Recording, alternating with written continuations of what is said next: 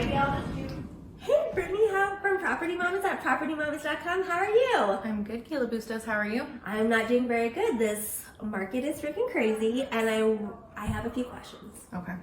One, I have an FHA buyer. She's under $350. What do I need to do to get her offer accepted? And for all you agents out there, you better not be watching this.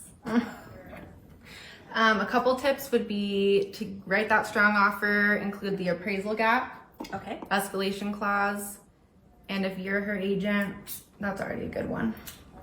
And maybe the firstborn child. Maybe. Okay, what if she's deciding not to have any more kids?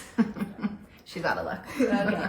Okay, what about for our VA buyers? What do you think we should do for our VA buyers who need to get into a house ASAP? What if they don't have an appraisal gap?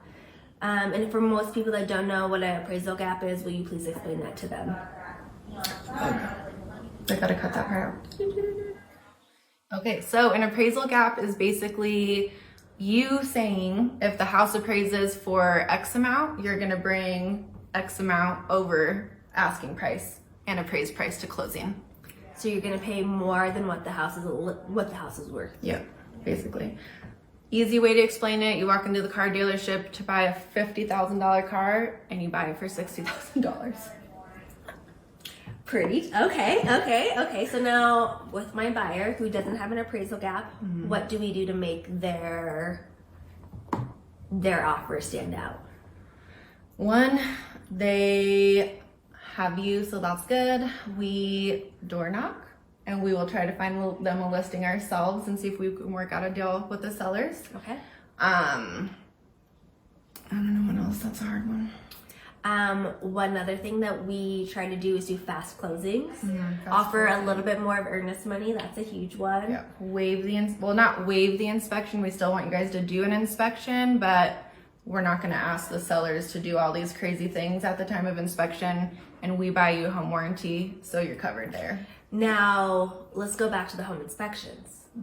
You might have to waive your home inspection, but that doesn't mean that You don't have one. you don't have one. No. You need to have a home inspection. Yes. And if your agent is telling you you don't need to, then you need to run. Hopefully you guys can see my eyes crossed. Because, yeah. Okay, what else could we do? How about, on the record, I have offered my husband out for a date. Like, my husband's really like, you guys, call me and we can, if you're looking to sell your house. What else have we done? Lowering our commission. We have lowered our freaking commission to get our clients into the house. You're absolutely right. For your conventional loans, we really don't see a problem other than offering your highest and best at all times. And the more money that you're putting down, the better.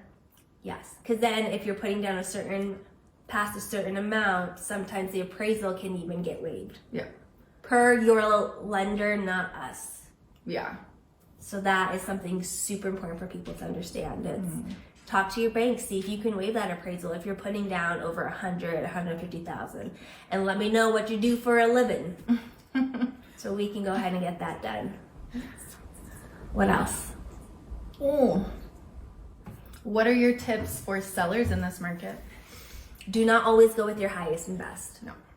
So, you just had this happen last week where your clients got a crazy offer, and right as you were about to accept it, because your guys are like, great, this is like the best offer, what happens?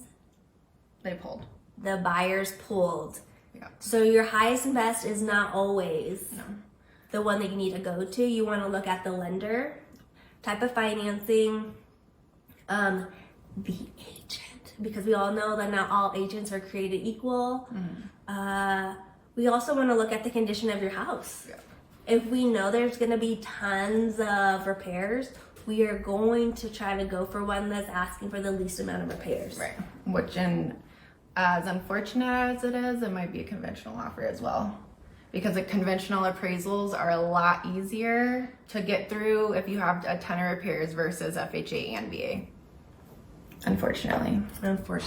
But VA is probably the second best. Yeah. And then FHA. But we won't talk about that on this video. And even though cash is great, cash is not always king in this market, because why not wait a week or 2 weeks to get that extra $50,000 from the loan versus the cash? Or a lot of times the people that are paying cash, they have no skin in the game, so they don't care if they close or not. You don't want to fix that leaky faucet or something so small, or repaint your house, they're gonna bounce.